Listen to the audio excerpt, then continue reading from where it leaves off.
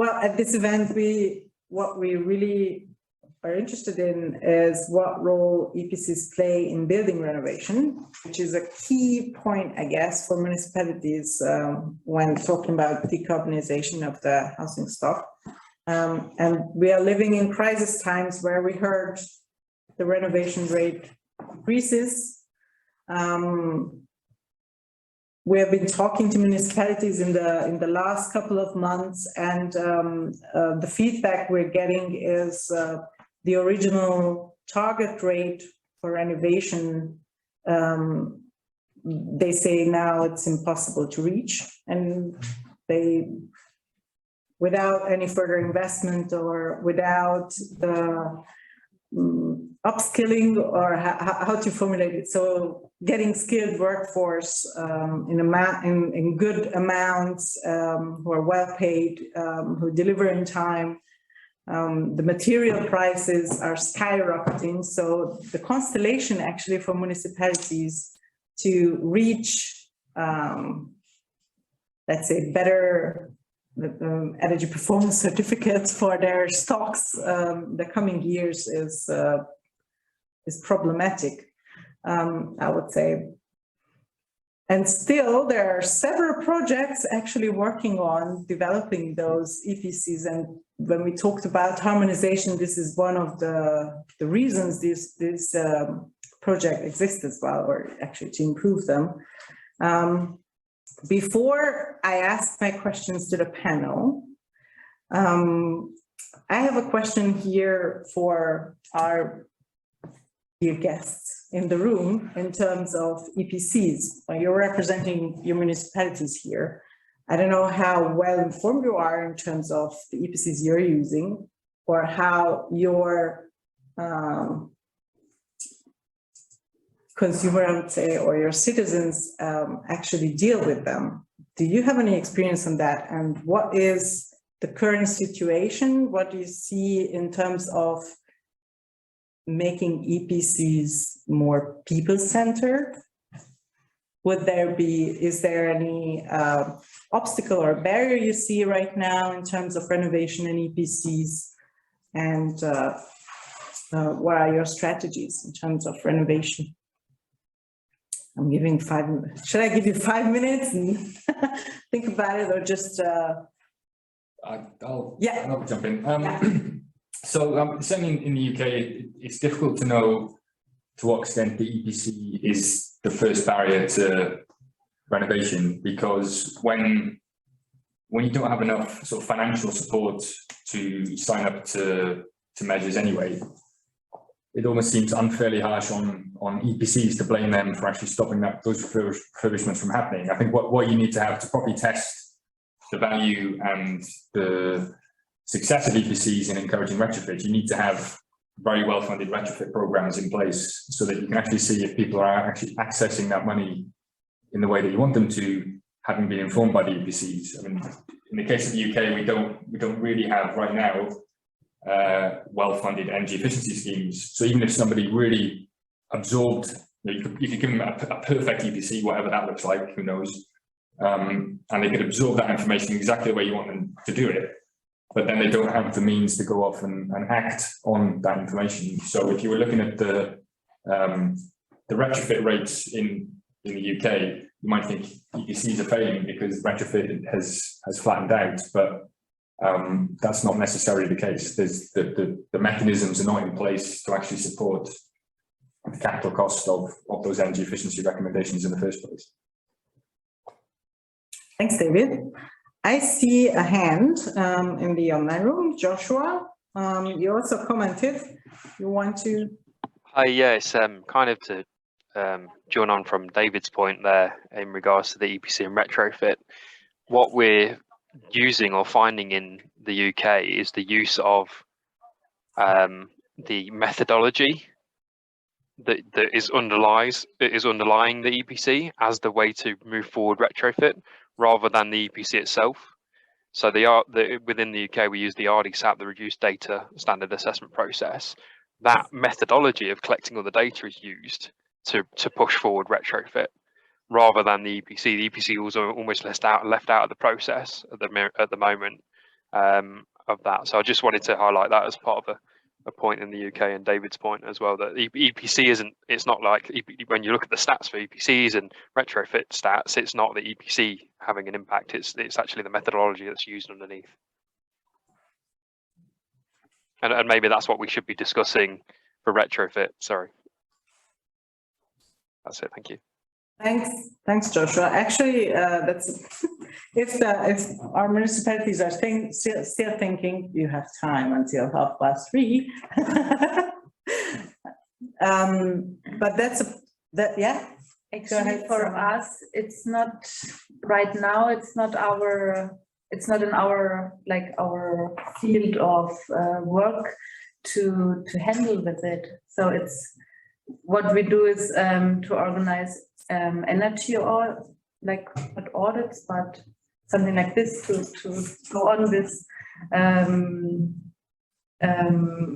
renovation. Yes, but actually with the EPCs, it's not in our hand. It's like, from my view of climate change management in the municipality. You're not working together with the how do you say that? The buildings, office buildings department, right? We do. Okay, let's not go there. Let's go into detail. Yeah, it's not. But actually, it's the EPCs would deliver you very important data for your work, right? Of course. So that could be as a data source, it's perfect. Also, in terms of renovation, after the renovation, they get a new EPC, right? Yeah. So maybe we should. Maybe it's a good way to go. Yeah. Get some ideas. Yeah, but that's what we also need for CrossCert. We're in CrossCert, we're looking to how to make EPCs more people-centered, and not only people-centered, user-centered, right? And municipalities are users of EPCs, right? Yeah. So but that's a word from Germany, because we are in an international conference, so it's we also have Spain around the table. I'm sure it works in a different way. I don't want to put you on the on the podium if you don't want to, but if you have any thoughts on this, or what works and what doesn't work, if you use EPCs in your daily work.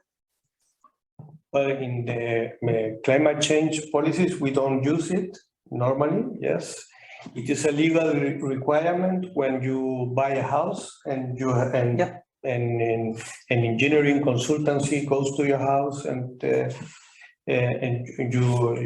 you have the EPC. Yes, it is also a legal requirement when you want to have a subsidy for example, for energy efficiency in your house. You have to better your performance. Yeah. Yes, but I think that in Spain, or in the Canary Islands where I live, it is only a legal requirement. It has no more. I think it comes from Europe. We have to do it. But I don't think that it is for me now. It is a discovery. Yes, in this moment, because it is not. In climate change policies, yes, in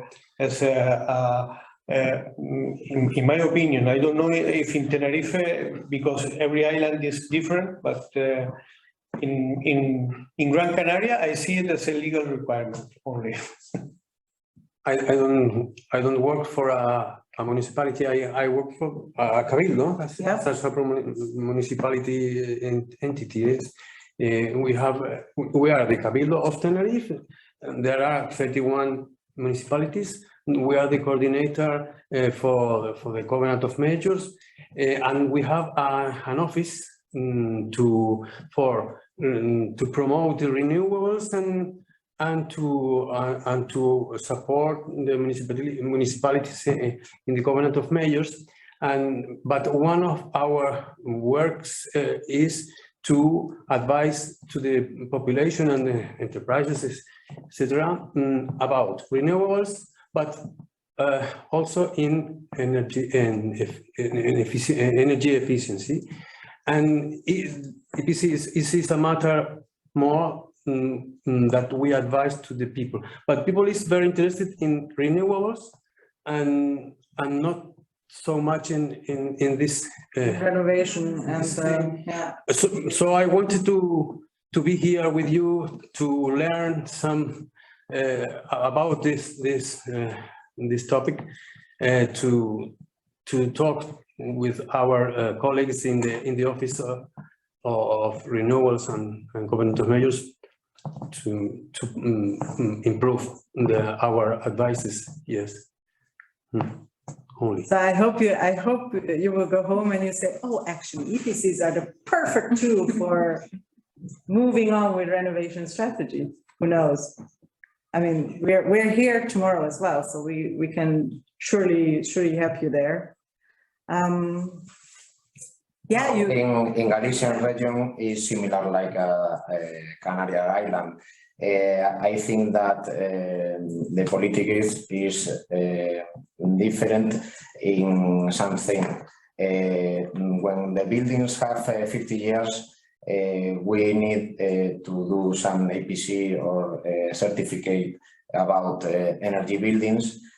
And each 5 years, they need to remove this certificate, and they need a plan to improve the better certificate, and the level of this number, this letter is a need for the plan each 5 years, and only is I think that it's only the political form climate change in this kind of problem. Thanks for that. I see Joshua commenting. Joshua, go ahead. Hi, yeah, sorry, it's me again. A really interesting way that England use the EPC is by making it illegal for landlords to let properties unless they're a certain rating. So they must be an E or better. And so what that does, it forces landlords to make renovations to their properties to get to that certain rating. And that's a really, I think, and what's happened is it's caused a movement with banks and lenders as well. So obviously the EPC, you have to sort of rely on enforcement and making sure people are doing the right thing when they're selling or letting the property if it's a legal trigger. But by putting this on as a requirement for let, banks and lenders are actually self-policing the industry for you, because they're saying we're not going to lend or invest in properties that are poor ratings, F4Gs. And so it's sort of a self-regulating process, which works really, really well. And we've seen a lot of interest in that, a lot of movement. No, that's interesting to hear. Basically, it's, I would say, the minimum energy performance standard enforced in the UK at a certain point, right? In terms of rental situation, but private rental situation. But we also heard from the social housing that's also possible, and that's happening in France. I wonder what will happen when the EPBD goes into force, and how the recast, and how different countries will put that in practice. That all have to do, of course, with the national renovation strategies as well, but municipalities at the end are the ones who need to put that in practice, right? We could continue. I could continue asking questions around the table as well, but I think our panel discussion participants are on the edge to get into details and talk about what Joshua introduced already, and that is, but also what we heard from Julien and Guillaume, and that is the harmonization issue. I wonder if any of you has some input on why do you think it's worth to elaborate the next generation of the EPCs if we are already struggling with harmonizing or talking about harmonization of the current version of the EPCs? And with this, I'm calling for our panel discussion participants, and I'm going to just shortly say who they are so that you can understand what we're working with. We have Clémence Briquen from the Poison PC project in Federena. We have Sheikh Suhaib from the Extendo project. We have Jure Verzek from the USERT project. Vicky Afkiku, I don't know if I pronounced it correctly, from D2EPC. Michael, who already talked to us earlier from EDICE. I hope we have Maria Fernandez Boneta from EPANACEA, Jana Benzarlova from EPC Recast, and our very own David Jenkins sitting here with us from CrossCert. I'm just going to throw in the questions and look in the chat to see if you raise your hand, dear panel participants. And I see already Sheikh raising her hand. Go ahead. So again, just to repeat for those who were lost in the lot of words I was just uttering, why is it worth to elaborate the next-gen EPCs? Thanks very much for this workshop. It's very interesting. And I represent the Extendo project, and I also come from Buildings Performance Institute Europe. We recently completed the Extendo project, and it was basically a project that we did with 9 countries and their energy agencies who are actively involved in the development of EPCs. As a part of Extendo project, we developed 10 new features for the next generation EPCs. These 10 features were actually about smart readiness indicator, comfort, district energy. It was about real energy consumption, building logbooks, and financing options, and a few others.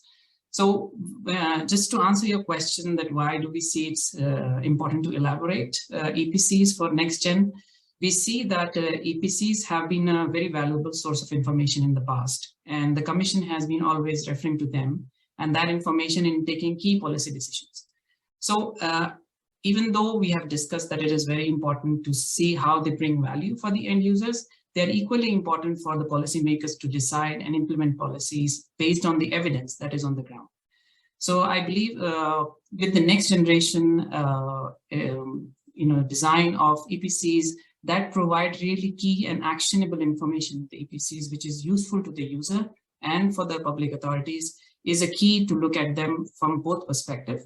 And that's what we did in Extendo, and try to really harmonize these two aspects, as there's a lot of disaggregation in terms of information that is being provided in EPCs, the types of EPCs that are being used in different countries, because their cost is so much varying, their quality is so much varying, and the kind of data that is being used. We have looked into these aspects in very much in detail in the Extendo project. And I think it's really crucial to look at both the ends very, with a big lens, because the impact will be greater if we take them both together and try to solve the issues in EPCs that already exist. Thank you. Thank you. Minor correction, it's Stavros Koltsios from EPC. Sorry for this mistake. Any more comments on that? Why next-gen EPC, David? Yeah, just on the harmonization issue in particular, I think we do have lots of this because it's easier to do so. We do have lots of discussions about next generation EPCs, imagining that there's this single European EPC entity that we're all talking about, but we're all from different countries, and we're thinking about EPCs in our own country perhaps, and they really are very, very different in how they're generated from one country to the next. The type of assessor, so the training background of the assessor is really very different. This is something that we're covering in CrossCert, but several other European projects have been looking at this as well. Obviously, the calculation engine that's been used the kind of inputs that are gathered, and also their use in policy. So all of these things are really very different across the different countries. But then we maybe sometimes too quickly jump forward to these next generation EPC innovations, these new metrics we want to introduce, and then forget that we're actually talking about potentially, if not a different EPC for every country, then at least different families of EPCs, different categories of EPCs that exist across different countries. So if you just one example, so we within the next generation cluster, we talk about this sort of operational energy rating that might be based on real energy consumption data. But some EPCs in some countries already use real energy consumption data either to generate the EPC or to calibrate the EPC. So, but then some countries don't use real energy data. In fact, most countries don't use real energy data at all in the generation of the EPC. So clearly, that operational energy rating cannot be equally suitable for all those different EPCs when they're generated in such different ways. And, without wishing to oversell CrossCert, that's something that we're trying to look at. And I think a number of other projects are looking at it as well. But it's just the idea that we're starting from several different baselines across several different countries at the same time. And we have to remember that when we start promoting and proposing these new next generation EPCs. Thanks, David. Maria, and then Sheikh. Yes. Hello. Can you hear me? Yes. Okay. Thank you. Thank you for giving me the floor, Eva. Good afternoon, everybody. Okay, regarding this question of why next generation of EPCs, which is the reason, we think that energy performance certificates have the opportunity to play an important role in achieving the environmental objectives of the European Union as a useful element to support the energy transition in the building sector, motivating, of course, investment in new and existing buildings, oriented to energy efficiency, renewable energy sources, and the implementation of smart technologies that enable the optimization of buildings' energy performance. But it's true that for the EPC to reach its full potential, several current challenges need to be overcome. For instance, and we are working on them in EPANASEA project, is the gap between standard outcomes of EPC schemes and real consumption patterns. We have also a lack of accuracy of the building's energy assessment results at the moment. Also a pure user awareness related to energy efficiency. Also the lack of convergence across the European Union related to calculation procedures and so on. Also a lack of protocols for inclusion of smart and novel technologies, for instance, based on on-site renewable energy sources. And last but not least, because all of these mentioned challenges, there is a lack of trust in the market regarding this instrument. It's because of that EPANASEA aims to overcome these challenges by developing a holistic methodology for energy performance assessment and certification for buildings. And we include the development of 3 different energy assessment methods to cover these needs of the generation of EPCs at different levels, especially focused on the integration of measured data into the current schemes with the objective of overcoming these challenges, reduce the gap, reduce and improvement the accuracy of the methods and so on. That is, thank you.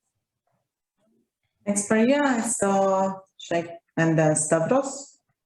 Thank you so much again for letting me speak. I just want to put a point regarding the variation that was just mentioned in your group. That different countries have different variation in terms of the data that they use, the inputs that are required, and also we have the range of countries in terms of the front runner countries, followers who have very well developed EPC schemes such as Denmark or Portugal, and there are countries that are following in Greece or maybe Romania and Poland. So what we did as a challenge to solve which of the new features would be really relevant for which of the countries, because we can say that not all the features that we develop for new next generation EPCs will be useful. So we kind of started looking into the data points, the data that they're already collecting for issuing their EPCs. We started looking at analytically trying to understand if a new feature has to be introduced, what additional data points is it going to introduce in their EPC system, how much it is going to cost to actually implement that, and then finally taking a call in terms of what is the broader political, or I would say the local government plan in order to tackle some of the challenges that they are dealing with. So the prioritization of features such as indoor environmental quality in an EPC was highlighted by many countries. But finally, in our project, we saw that a greater development happened in Portugal and Greece in using that and advancing their EPCs to next generation, because there's a huge demand for this information, and also users are very much interested in this information. So we could actually make recommendations to them in that regard. So we did a very analytical approach towards understanding the appetite of a specific feature. Maybe it is the operational energy or real energy consumption, which we saw that Estonia had real interest in. They already have some mechanism in place. So it was pretty much easy to actually work with them and develop their EPC for next generation. So the energy agencies are really looking forward to working in this direction, but they want to see how it is possible to extend their existing mechanisms in the next 5 years, for example. So that's I want to add. Thank you so much. Thanks. Can you give an example of the new features that you found, or what the local authorities were suggesting? Yes. So I give an example of Portugal. So we worked with attaining, which is the Portuguese energy agency. And we developed these 10 features, but they tested about 3 features, which was one-stop shops, financing options, and comfort in their country. They were pilot. Yeah, comfort. So it was indoor environmental quality. And these features, basically in Extendo, we have calculation tools and guidelines so that every public authority can actually look at it. They are open source. You can use them and understand if it is really working for your existing EPC, what data you would actually need to integrate them in your current EPCs, and what effort would it really need in terms of calculating them, or what level of education, or I would say training, is required for the assessors. So all this information has been consolidated in Extendo.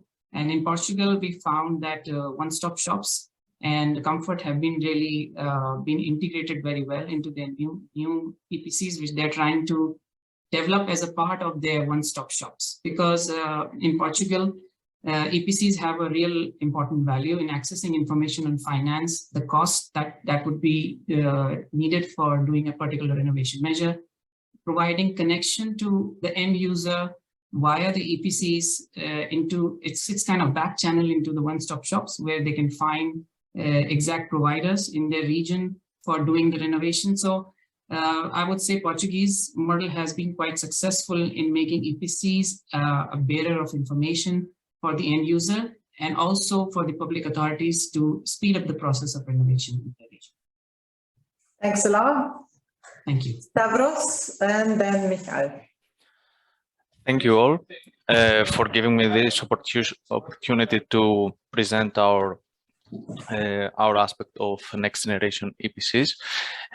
From our point of view, the worth to elaborate on next generation EPCs is related to the fact of what kind of questions it answers, an EPC answers to the end users. Right now, mostly current EPC schemes perform an asset rating of the building, and they calculate a theoretical estimation of the building's energy consumption. So the little correlation between the calculated energy and the actual energy consumption creates the perception that an EPC is only an administrative burden or paperwork, as you said previously, and makes it static. We need something more dynamic, and in order to collaborate with it. And so what kind of questions future EPCs should answer to the end users? Questions like how much energy the building actually consumes, and how much energy it should consume under these circumstances, under these climate conditions, under these operational profiles of the occupants. And what else other than energy related KPIs can I learn from an EPC? In this squared EPC, we try to to input a holistic spectrum of KPIs, starting from the asset rating and the operational rating. We see how much the building should theoretically consume and how much it actually consumes. The operational rating is performed periodically, once or twice per year, to see the current status of the building. And then we add extra indicators to see the human comfort inside the indoor spaces, and how smart is the building, the SRI indicators as they are introduced by the latest EPBD, and how sustainable is our construction with calculation of an LCA for the building. And finally, in order to make all this information more closer to the end users, we translate them to financial indicators because money talks, as we all know. And furthermore, we can add some renovation proposals or operational proposals. The other pillar of our project is the automation of building documentation. So in a way, we try to take already the existing building documentations from BIM files, or try to connect the measurements from energy meters or sensors to a platform, and the result to the building digital twin, which is a digital replica that in real time or near real time, you can see how the building is affected by the operation. So we try to introduce a holistic documentation approach about the building's energy behavior that will save time to the assessor, and thus reduce the cost of the EPC, and at the same time provide as much information as possible to the final EPC report, let's say. Thanks, Stavros. Thanks for this introduction on what you've been doing. I also have several thousand questions, but we are so short of time. We only have a couple of minutes left. Michal, you wanted to add something to Stavros? Yes, thank you. I think I will just maybe add on top of what Stavros said and my colleagues from another projects, because maybe zoom out a little bit, share the perspective of EPCs and their history. So initially, with my best understanding, the EPCs were developed to benchmark buildings. And this is what Stavros mentioned. The methodology to benchmark building was quite simple. You do the asset calculation, you compare the building to building, doing a simple and easy, cheap calculation. And then you can compare the buildings. You get A, B, C, D, etc. Different member states have developed different calculation methodologies, but basically they were quite simple until now. And this introduction of these EPCs into member state took, I don't know, 20, 30 years throughout Europe. Where we are now at the moment after these 20, 30 years? Well, member states have implemented EPCs, and now we are at in the situation and the position where we ask ourselves, is there a value in these EPCs? Is it just a burden? And this is what we can see from municipalities. I understand in the room there are different people with different expertise playing different role in that all. And you can see somewhere it is just a burden. It's just a regulation that you have to fulfill. And basically asking the question, why next generation EPCs? You can see from the presentation of my colleagues, and I would share the same, that we are more ambitious nowadays, and we are actually answering different questions. We are not benchmarking the building anymore. We are more interested in real operation of the buildings. And this is more or less common. We are more approaching the performance gap. So that is the difference between what is the theoretical and actual operation of the buildings. In order to do that, you need different tools, you need different methodologies, you need measurements. All in all, these all new generation and these activities will be more costly. There is no doubt about that. This is not anymore cheap. This is not anymore that simple, actually, if you put that in operation and if you want to get it.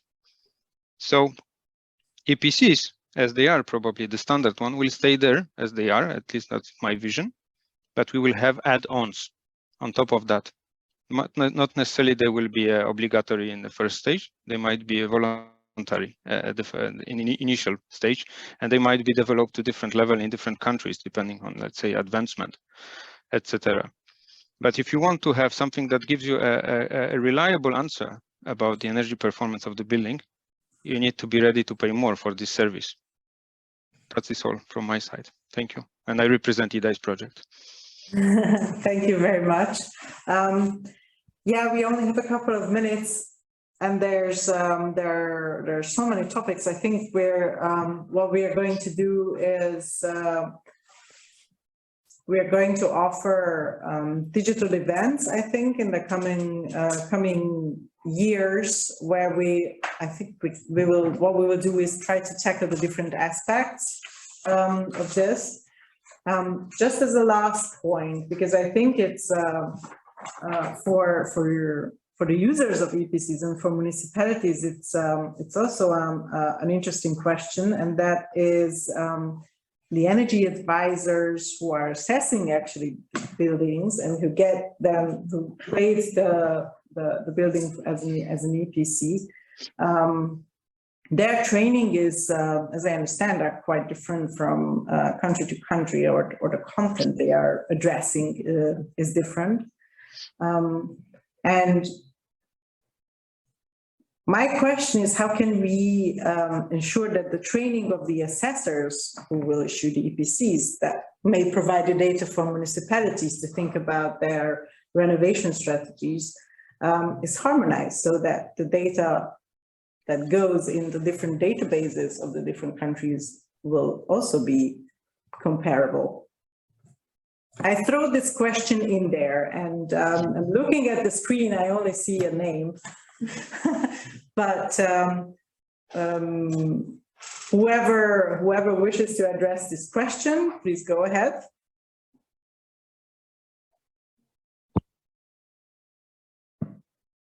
So perhaps Yeah, go ahead.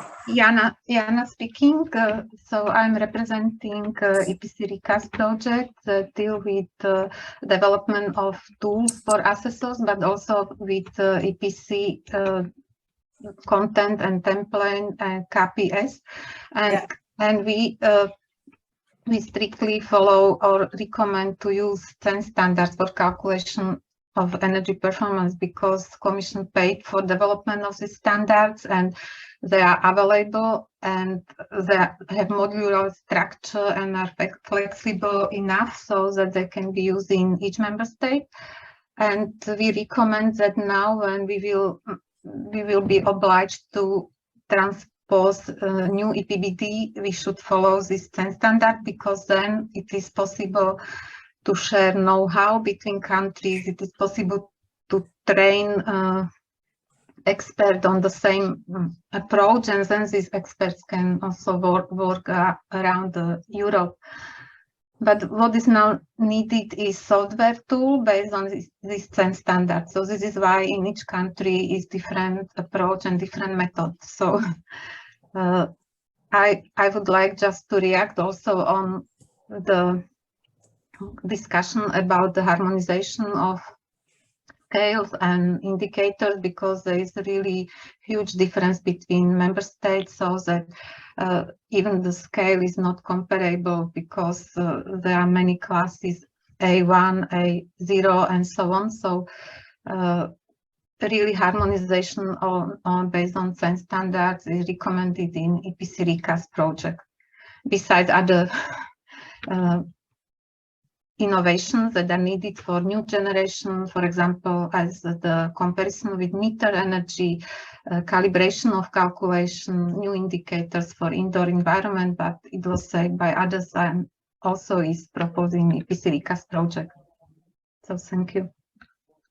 Thanks a lot. I hear there translating indoor environment, the feeling is in comfort. So maybe that's that could be the same. I see Clemence from Federene. Raise your hand. Go ahead. Yes, thank you, Eva. At the Quad EPC project, also finishing quite soon, just like you said, we have developed a set of policy recommendations, and one of them touches slightly upon harmonization with in terms of not necessarily giving the content to EPC assessors, although at Quad EPC we advocate for deep energy renovation recommendations during the EPC assessment and as a EPC as a tool for driving renovation and deep energy renovation in particular. But we had developed, proposed, at least as a recommendation, to have to have the EPC assessors, depending on the country, as you mentioned, they have different ways of being accredited or certified, but either having regular trainings that are mandatory to some extent, or actually regular examinations, like every 10 years or every 5 years, you get a kind of update to keep your accreditation. This way, we believe that a kind of a global common level of knowledge can be maintained throughout the countries, of course. Yeah, our recommendation is not so much about the content itself, as I said, but adding recommendations found in other projects and results of other projects with this kind of regular update of the people actually doing the EPCs, we thought were very, very important to maintain the quality of the EPCs that are actually delivered to all the buildings. Don't know if it makes sense.